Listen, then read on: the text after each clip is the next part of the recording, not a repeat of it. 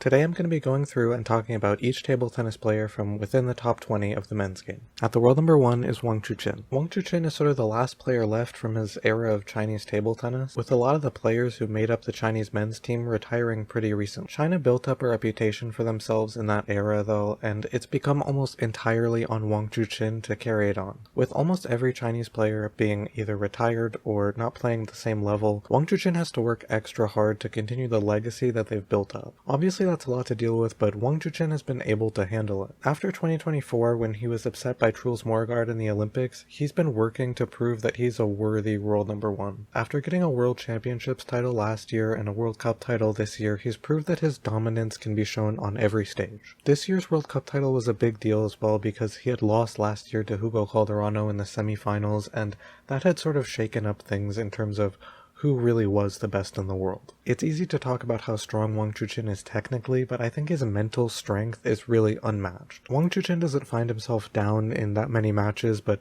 when he does, he's almost always able to make a comeback. You even saw that in his World Cup title this year when he was down 3-1 against Darko Jurgic. The biggest test for Wang Chuqin is probably going to be the 2028 Olympics, where he has to go back and try and win a gold medal. I think if he's able to pull it off, it'll really cement him as a best in the world kind of player. Moving to the world number 2 is Tomokazu Harimoto. Harimoto's story is pretty interesting because he started as maybe the best youth player ever. By the time he was 15, he was already the world number 3 and he was taking down the absolute best players in the world. The thing about Harimoto though is that he spent so long at the top and he's never really secured the titles that people would expect him to. Since 2019, Harimoto has played in 4 separate World Championships and 2 Olympics, and he hasn't medaled in any of them. It's not necessarily a matter of skill, because Harimoto can beat anybody on his day, but he just hasn't. It's hard to really pinpoint why Harimoto hasn't gotten the results that you would expect from him, because he is one of the best players in the world, but he still can't seem to medal in these really important events. I think the 2022 World Team Championships really showcased that Harimoto has the capacity to win these tournaments, he just hasn't done it yet. In that event, he beat Fan Zhendong and Wang Chuqin back-to-back. Even though Team Japan couldn't win, I think it still showcased that he has a lot of capacity. Either way, he's just recently gotten back to the world number 2 for the first time in 4 years. At just 22 years old, Tomokazu still has a lot of time to grow. Hopefully one day he'll be able to get the results that people have been expecting of him for almost a decade. At the world number 3 is Truls Morgaard. Truls Morgaard is known primarily for 2 things, his playstyle and his mindset. His playstyle is very unique and creative, and he's one of the best players in the game at making his opponent take uncomfortable shots. He also does play with a certain level of showmanship and some strange shot making that always makes it entertaining to watch. His mindset is also one of the most talked about in the sport, being an incredible comeback player. I think a perfect example of this was the World Championships in 2021. Truls went into that tournament as a relatively unknown player. He found himself frustrated down 3-0 against Lim Jung-hoon in the round of 16. He pretty infamously threw his racket on the table and seemed pretty defeated, but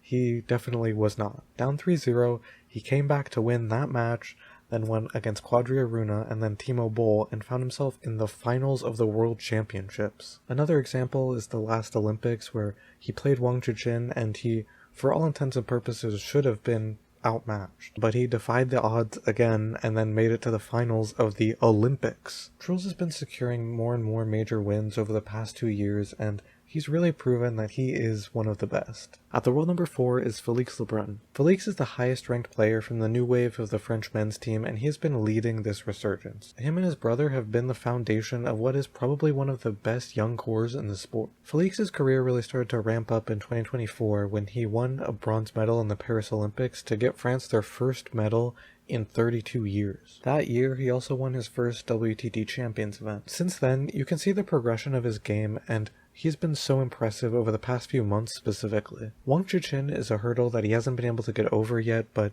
it feels like he gets closer and closer every time they meet. Being only 19 and playing this well, the sky is really the limit for Felix Lebrun. At the world number 5 is Lin Chidong. Lin Chidong is the leader of China's young team, becoming the youngest ever world number 1 in history just last year. Although his win in the Singapore Smash that propelled him to the world number 1 was very impressive, a lot of people didn't really buy into him being as good as a world number 1. After the Olympics, Wang Chuqin had sort of been in a slump, and he also got injured, which obviously made him slip in the world rankings. A lot of people think that Lin Shidong being the world number 1 was a right place, right time kind of thing. Shidong has really struggled in continuing to play at the highest level and keeping his mental game strong in difficult matches. He also has a recent injury history which definitely has not helped his case. Another thing worth noting is that his record against Felix Lebrun is very one-sided, favoring Lebrun. That sort of puts Shidong in a difficult position because he's supposed to be able to rival the rest of the world's young core. In the World Team Championships this year, Shidong had some matches where he really looked a lot better, and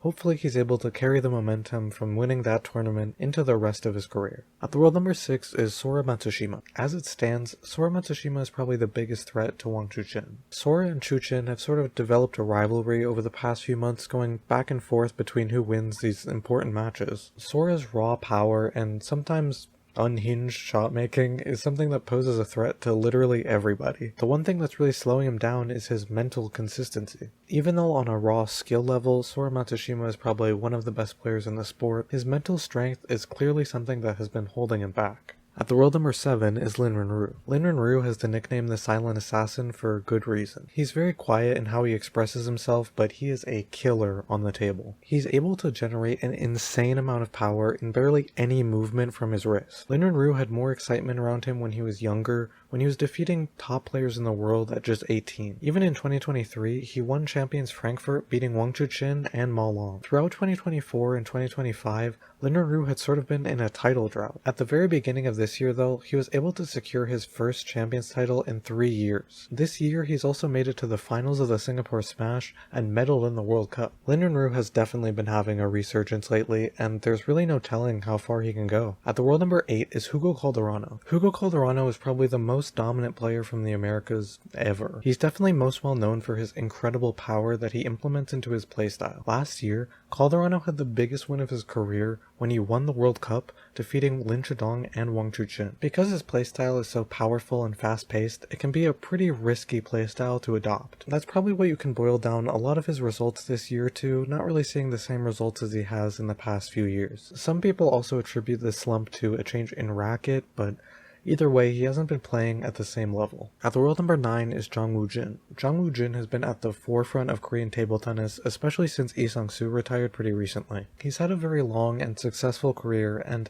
this year has been no exception to that success. He's been getting pretty good results throughout the whole year, even getting to the finals of Champions Doha. Jang Woo-jin is the type of player who can beat pretty much anybody, but can also lose against pretty much anybody. Despite that, he's still been a major threat for almost a decade. At the world number 10 is Dong Cho. Dong Cho is the highest ranked German, leading the pack of an incredibly strong German team. Dong Cho probably had the best win of his career in the London Star Contender when he beat Tomokazu Harimoto in the final. He also came very close to beating Harimoto this year in the World Cup. He also had a really impressive run in 2025 when he made it to the finals of Champions Frankfurt. Dong Cho's mental game is incredibly strong, and he's always able to take advantage of players who've lost focus during the match. At the world number 11 is Wen Rabo. Wen Rabo came into his first Champions event this year as a relative unknown, and then took down Truls Morgard, Dong Cho, and Tomokazu Harimoto. This was probably the most electric breakout performance I've ever seen. After this tournament, Wen Rabo has been built up to be the heir to the throne of Wang Chuqin. A lot of people have compared not only his game, but also the way that he expresses himself to Ma Long. Outside of this event, Wen Rabo is still sort of unproven. Don't get me wrong, he definitely has had impressive wins against the top players in the world. I just don't think that he's played with a level of consistency yet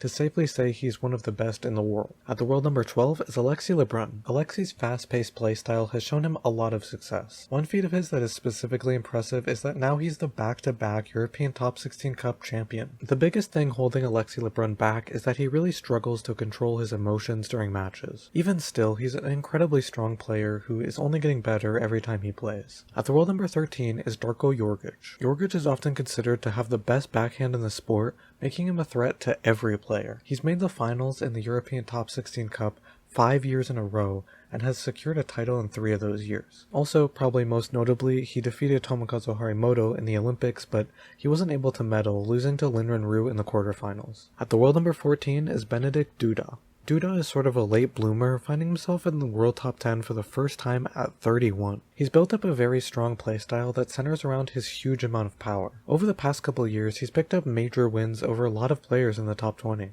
Duda is a player who you can never really count out no matter who he's playing. At the world number 15 is Anders Lind. Anders is a very interesting player, being probably one of the most creative and unorthodox players in the sport. He takes his unorthodox playstyle and amplifies it to the highest level, picking up 2 wins against 2 separate world number 1s over the past few years. He's pretty recently beaten Felix Lebrun and has shown that he has the capacity to outplay pretty much everybody. Aside from his play, he's also a very vocal player outside of table tennis. He's a player who's very unafraid to speak on issues he has with the WTT or the ITTF, and when he does have these issues, he makes it very clear. At the world number 16 is Sheng Peng. Sheng Peng is another great young Chinese player, but he doesn't really receive much attention. Despite being in the top 10 earlier this year, he didn't even play one time in the World Team Championships. This is probably mainly due to his inconsistency in picking up wins. Despite having impressive wins against Felix Lebrun, Truls Morgard, Hugo Calderano, and almost a win against Wang Chuqin, he hasn't been able to find consistency in his results. Sheng Peng is still young and has a lot of room to grow, so I think he goes under the radar more than he really deserves. At the world number 17 is Shunsuke Tagami. Tagami is another very high-powered, fast-paced player. He's shown his highest level of play in national tournaments when he's regularly able to challenge Tomokazu Harimoto. This even showed up in the World Championships in 2025 when he was able to take down Tomokazu Harimoto extremely early in the tournament. Tagami is another player who has a very high-risk, high-reward kind of playstyle, which has resulted in inconsistent results over the past few years. At the world number 18 is Patrick Franziska. Franziska is one of the only players in the sport to have taken down Chinese legends Ma Long, Fan Zhendong, and Xu Xin. A lot like Benedikt Duda, Franziska entered the world top 10 for the first time at 31. Franziska has had impressive results his entire career and has got his first win against Harimoto this year after having a 0-9 record against him. At the world number 19 is Flavien Caton. Flavien Caton is another one of the players in the French young core. He's still relatively new to the highest level of play, but he's definitely proven he can become one of the best players in the world. Just recently in the World Team Championships,